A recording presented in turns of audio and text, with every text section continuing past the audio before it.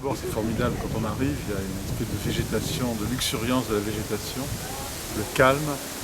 On est arrivé sous une pluie battante et on est là maintenant sous un soleil, sous le Mistral.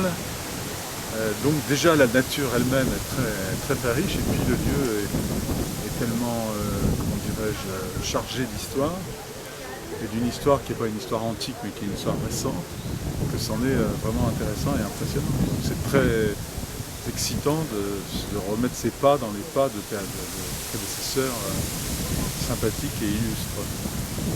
Justement, on veut demander à des écrivains ce qu'ils pensent de la création littéraire en règle générale, et surtout la création littéraire dans le cadre d'une île, d'une petite île assez montagneuse, où la végétation et la nature est extrêmement présente et parfois même un peu trop présente, même assez violente. Je défie quiconque de s'aventurer sur un chemin de Porquerolles la nuit. On y a peur parce qu'il y a beaucoup de nature, il y a des bruits de bêtes, on voit la Voie lactée au-dessus de soi, il n'y a aucune pollution de lumière. On est vraiment pris dans la nature. C'est la première fois que je viens et pourtant j'ai des souvenirs. Donc c'est assez étrange de découvrir un endroit où on a déjà des souvenirs. Ce sont des souvenirs de lecture,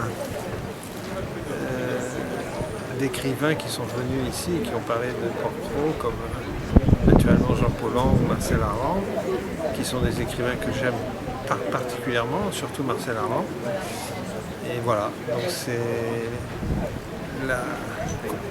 le mélange, la réunion d'une découverte et d'un souvenir.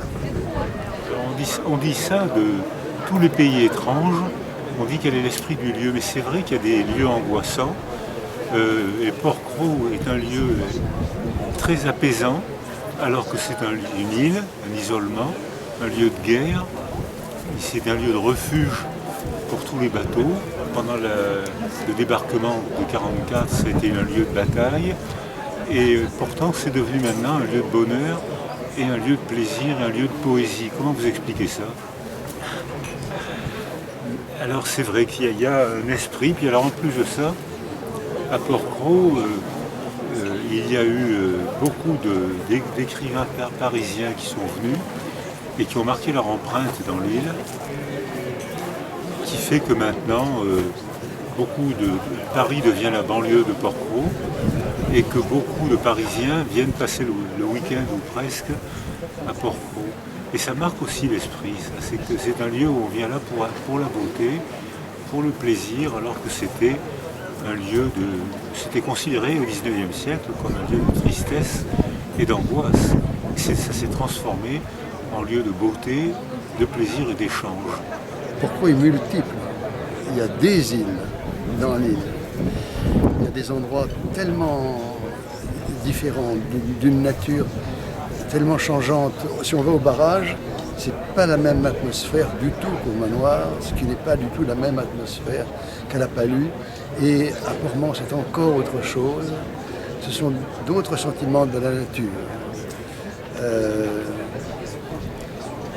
Plus mélancoliques ou plus violents, plus graves ou plus joyeux, selon qu'on est à la plage du Sud ou qu'on descend le chemin de la Pomme d'Or.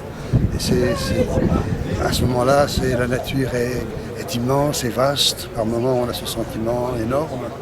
Mais l'esprit de l'île à définir comme en deux mots, à pointer comme on pointerait un papillon dans une boîte, ça me paraît impossible. Voilà. Il y a un rapport d'Anne Fortier-Kriegel qui dit qu'en France, il n'y a plus d'espace naturel en dessous de 3000 mètres d'altitude.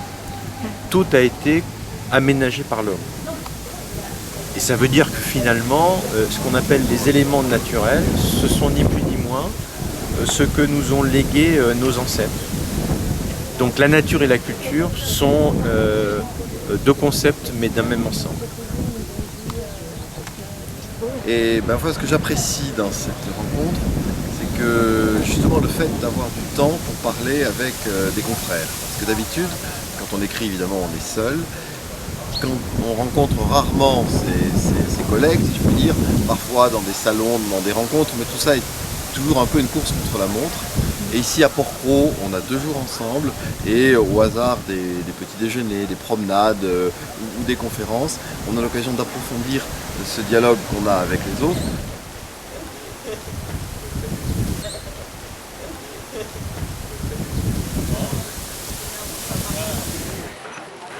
Alors l'esprit de cette île, c'est toujours difficile de parler de l'esprit d'un lieu quand on ne connaît pas très bien le lieu. C'est la 2e fois que je viens à Porquerolles et donc je le découvre. Par contre, je l'ai découvert par les livres, parce qu'on dit les écrivains de Nouvelle Revue Française. Donc c'est un lieu que j'ai beaucoup fréquenté avant de l'avoir véritablement connu. Et donc ma vision de l'esprit de cette île, de l'esprit de ce lieu, c'est très lié à ce que Jean Paulhan, Arlan, etc.